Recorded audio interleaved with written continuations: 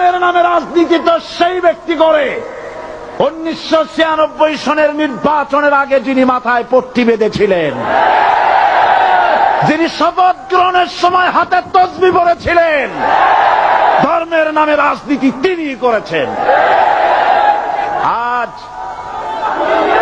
আজ অনেকগুলি ডিগ্রি পেয়েছেন তিনি, অনেকগুলি ডিগ্রি পেয়েছেন। কয়টা? মুখস্থ হয়ে গেছে আপনাদের। শকুনেরা, শকুন যদি গরুর গোশত কিনে খাওয়া লাগতো 80 টাকা কেজি দরে, শকুনে এত গোশত কিনা খাইতে পারতো না। লেখাপড়া করে যদি ডিগ্রি নেওয়া লাগতো এত ডিগ্রি কপালে জুটতো না। পয়সা দিয়া ম্যানেজ করা ডিগ্রি, কিন্তু 9টা নিলে কি হবে? আসল ডিগ্রিটা এখনো বাকি আছে। আসল ডিগ্রি কোনটা?